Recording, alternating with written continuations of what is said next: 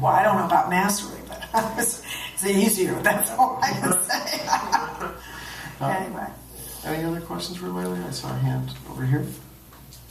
Three main characters are a family, and they're obviously of mixed ethnicity, which I feel is a really bold choice. You brought it up, didn't you?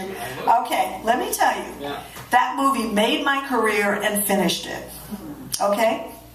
I did that film, and everybody loved it, and John introduced me to all the people who were at one of the major agencies in town, GAC, and I went and they set up meetings with various top level casting people, and I'd go in there, oh, you were so wonderful, you were so, oh my God, you were so this, that. Now, tell me, what are you really?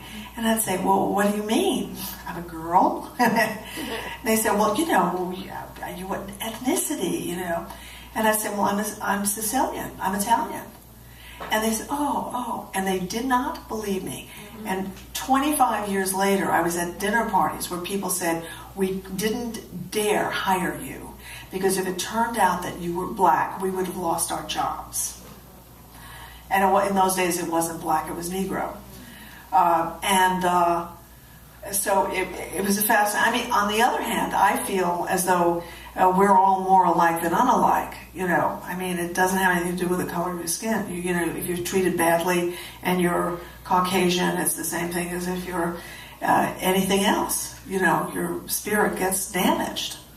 Or elevated. Go ahead. Did you think twice about it, or what was your response to the suggestion of the first improv? Like, no, the fact is I was the perfect person to do that, because I had been in the only interracial dance company in the world. I was with the Lester Horton dancers. I was dancing with Carmen de Lavalade, Jimmy Truitt, Misai Kawasumi, Esther Anderson. I mean, on and on. And it was such a mixed up company that we never thought about any of that. Even in 1958? No, it just all... I had to jump in Jimmy's arms, and he better be there to catch me. And I have to do a hinge, and, you know, we became this family. You know, I didn't dislike Jimmy because he was black. I disliked him because he was an asshole.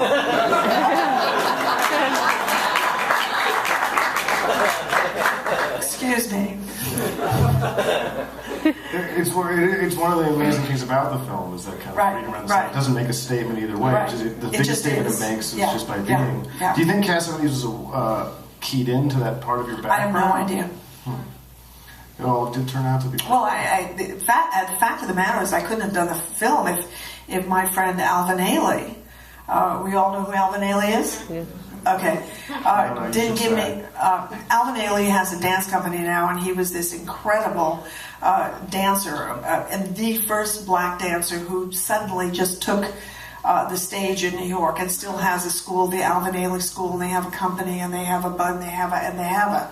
Alvin Ailey was just starting out to do that in 1950, whenever it was.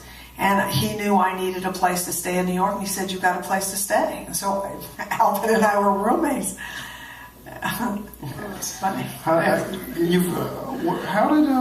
You mentioned a little bit about the stricture of dancing compared to the freedom of the improv acting. What other ways did all that dance background, you think, inform your acting?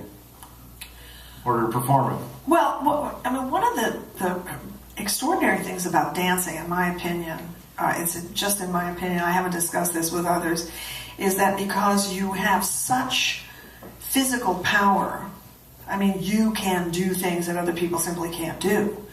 And you've worked to get it that way, that you are willing to risk, because you know you're going to not fall on your head. You know what I mean? So that kind of notion about freedom, like, yes, okay, I can pick that up. I can do this.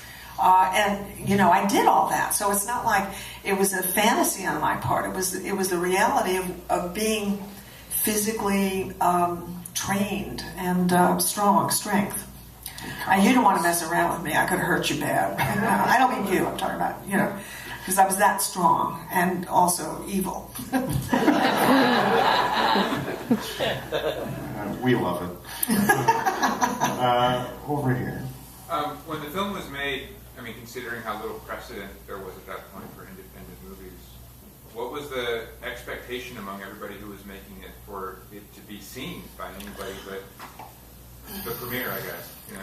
Well, the funny thing about it is that it never occurred to me what was going to happen. It was the doing of it. I honestly don't remember any of us, Rupert or Ben or Hugh, saying, oh, we're going to have careers when this is all over with. It was the doing of it. I mean, I had never acted in a film. I had been to class and done scenes and things like that. When I was little, I did 2 plays in Italian, in L.A. I mean, I was 9 and 10 or something like that.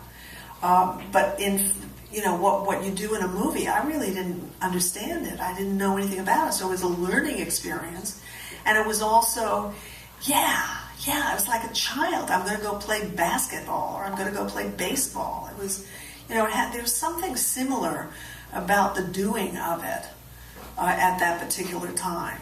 Does that make sense? What? No? No? Yes. Oh, I think we have time for just 1 or 2 more questions. Over there? I read one account saying that Cassavetes liked to play tricks, and in fact that there was a scene, I believe, with you and Tony walking up to his apartment in which Tony was given the script many days ahead of time, a lot of time rehearsed, and you didn't, and so he was kind of finishing your sentences. Was there any other tricks like that John liked to play? Well, I honestly don't remember any tricks like I mean, that was a different sort of situation, but I don't remember him doing that kind of thing. I don't remember that. So maybe, who wrote that? Ray Carney. Oh, Ray Carney. Oh, yes. Ray Carney, yeah.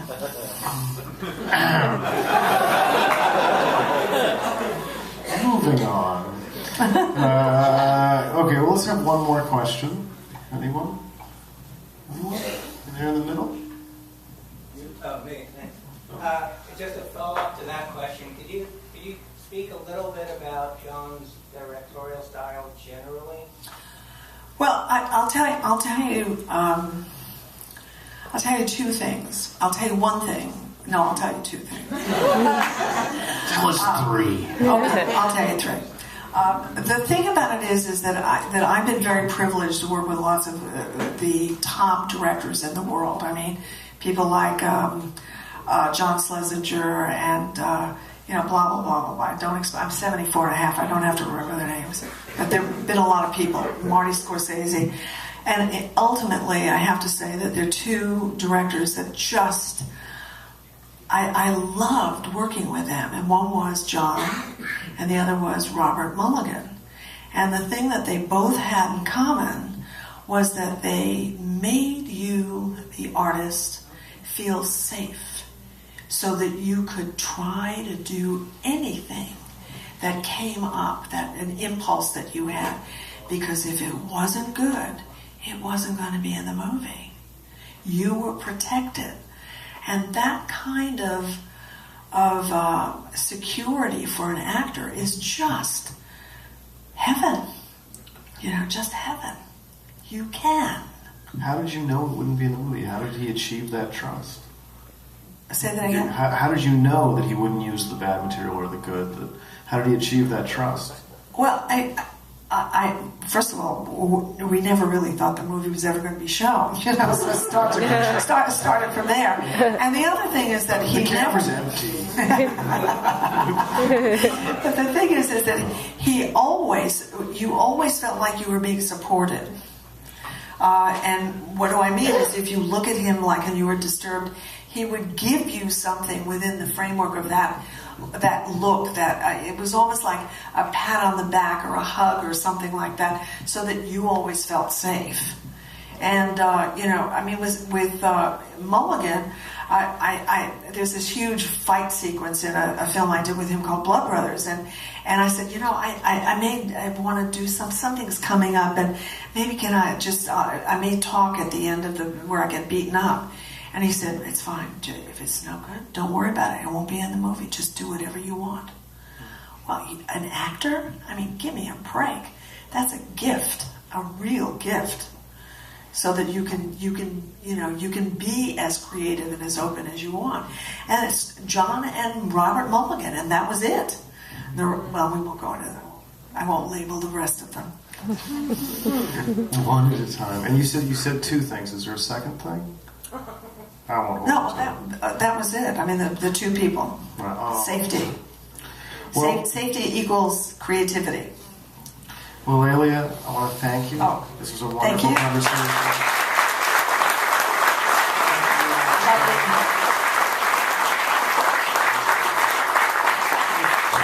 If you'd like to join us, since this is opening night, I'm going to go out on the patio and have a glass of wine. Please do come back. Please do come back tomorrow for Too Late Blues and Johnny Staccato. And Seymour's we're going to have a similar conversation with him next week on Tuesday before Minnie and Moscow. Yes, and I'm going to be there.